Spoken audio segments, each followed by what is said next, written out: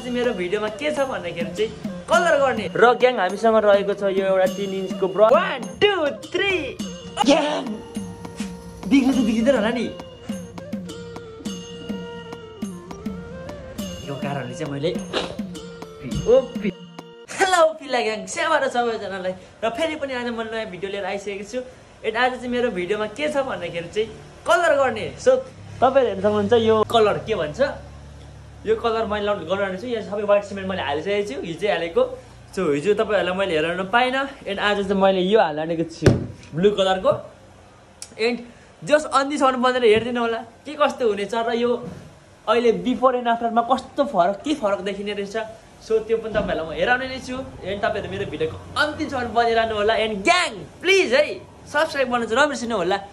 Let's go gang र gang हामीसँग रहेको छ यो एउटा 3 इन्चको ब्रस र 4 इन्चको ब्रस अनि त्यसपछि हामीसँग इनामेल रहेको छ यो चाहिँ इनामेल चाहिँ केमा लाउने भन्दाखेरि चाहिँ सटरमा लाउने एन्ड यहाँ पनि लाउने सो यो फलाम के हो नि त अनि त्यसपछि हामीसँग रहेको छ यो एउटा यसको नाम के हो फिनेल खोइ थाहा छैन किन ग्याङ मलाई यादै आएर यार नामै बिर्से अनि अर्को रहेको छ हामीसँग यो अब सबभन्दा पहिला चाहिँ म कलर फिट गर्न गइरहेको छु ग्याङ एन्ड तपाईहरु पनि हेर्दिनु होला र तपाईहरु पनि सिक्नु होला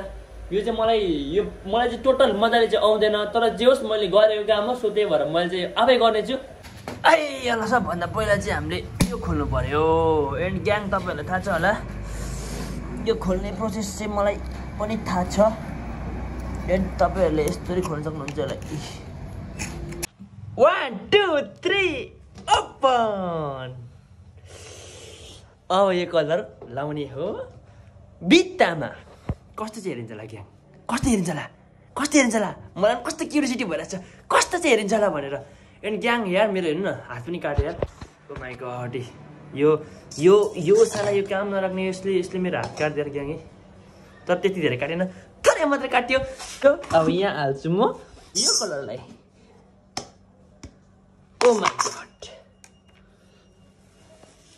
ओ माई गॉड गु पुसेको सिङ्काले काम दिन्छ भनेको चाहिँ यही हो के ग्याङ यो सिङ्काले मलाई एकदम परेशान गरेर मैले यो कोठाबाट मैले यसलाई बाहिर फालिदिएको थिएँ तर मलाई यसको काम लाग्यो किनभने यो मलाई घोल्नु पर्यो यो घोल्नको लागि त चाहियो नि त एउटा के औजार सो कस्तो भयो ग्याङ हेर्नु न यार ग्याङ बिग्रिँदैन होला नि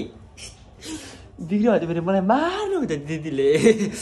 मलाई त आउँछ भनेर गफ हानेको छु फेरि मैले आएन भने त बिग्रियो भने त फेरि मिस्टेक हुन्छ हेर्नु न ग्याङ अलिकति पातलो भयो त कि यो धोएर यस्तो भएको होला सायद ग्याङ हेर्नु न ग्याङ कस्तो बन्यो ग्याङ ओ माई गड माथिको कामहरू सबै कम्प्लिट गरिसकेको छु तर अझै त्यो माथिकोमा चाहिँ ब्रसले गर्नुपर्ने हुन्छ त्यही भएर मैले त्यो माथिको भाग चाहिँ छोडिदिएको छु कस्तो भयो तर राम्रो त राम्रै भयो होला नि हामीले चाहिँ ब्लू कलर हालेको मेन मुख्य कारण भनेको चाहिँ हाम्रो कम्पनीको ब्लू कलर र रेड डट आइडेन्टिटी भएको कारणले चाहिँ हामीले ब्लू कलर नै हालिरहेको छौँ र हाम्रो बेस्ट पनि ब्लू कलर नै छ एन्ड तपाईँहरू हेर्न सक्नुहुन्छ हाम्रो सबै कुराहरू ब्लू नै छ र हाम्रो दाइ दिदीहरूले यो कम्पनी सुरुवात गर्नुभन्दा अगाडि ब्लू कलर मन पराउनु भएको र ब्लू कलर फेभरेट रहेको बताउनु भएको छ मैले अघि भर्खरै फोन गरेर सोधेँ एन्ड मैले तपाईँहरूलाई त्यो सुझाव दिइरहेको छु एन्ड म तपाईँहरूलाई त्यो जानकारी दिइरहेको छु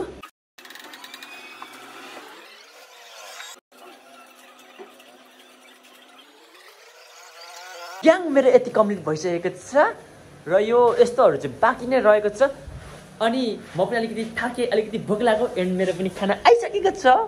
सो ग्याङ म त है एकछिन तर्छ के दाल मात्रै हेरेँ एन्ड मासु हेर्न नि त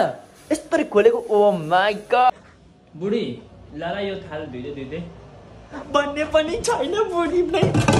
आफै धुनुपर्छ के गर्नु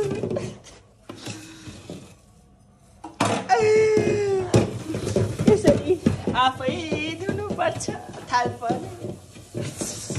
गाह्रो छ जिन्दगी साह्रै गाह्रो छ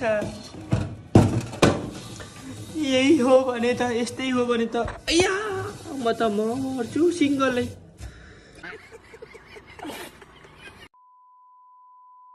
ग्याङ म त थाकिसकेँ यार त्यही पनि म एनर्जी भएर बोलिरहेको छु एन्ड यु क्यान सी ग्याङ यहाँ माथि अलिकति बाँकी छ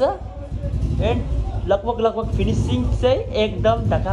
ढुकुङ भइसकेको छ। यु क्यान सी ग्याङ यहाँ चाहिँ इनामै लाग्ने छ त्यही ब्लू कलरकै एन्ड यहाँ अलिकति बाँकी रहेछ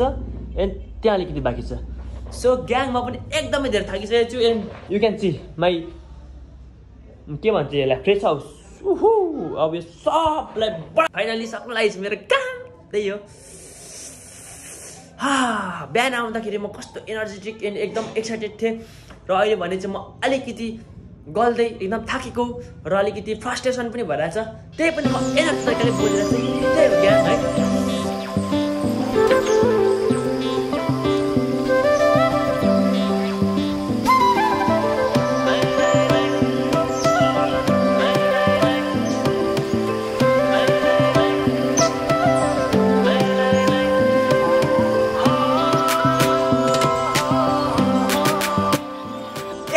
फाइनली मेरो काम सकिसकेको छ ग्याङ। यु क्यान सी तपाईँहरूलाई म एकछिन लुक्स हेराउँछु फाइनल लुक्स। ल हेर्नुहोस् ग्याङ क्या दामी चिटिक्क कस्तो दामी साइन दिइरहेछ हो। एन्ड फाइनली काम मेरो सकिसकेको छ र मलाई एकदमै भोक लागेको कारणले चाहिँ मैले लेग पिस मगाएको छु। एन्ड ला ग्याङ सकिँदै छ यहाँ त। हे बुद्धि मेरो एकछिन ग्याङ यार खुसीमा लेग पिस खाएको यो भएन यार ग्याङ। तपाईँले हेर्नु सक्नुहुन्छ मेरो पछाडि मैले यसलाई पनि कलर गरिसकेको छु। And you can see my background. Oh my god ओपी wait a second I will show you. Oh my god, what a color.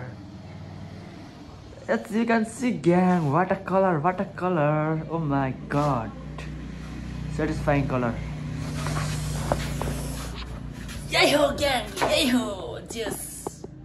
तपाईहरुले हेर्नुभयो होला मेरो कलर कस्तो लाग्यो भनेर। त्यही हो ग्याङ आजको मेरो कहानी यही खतम हुन्छ र म तपाईहरुको सामु मैले अर्को भिडियो लिएर आउने नै छु। एन्ड आजको लागि चाहिँ यति नै भन्दै मैले हजुरहरुसँग बिदा मागे।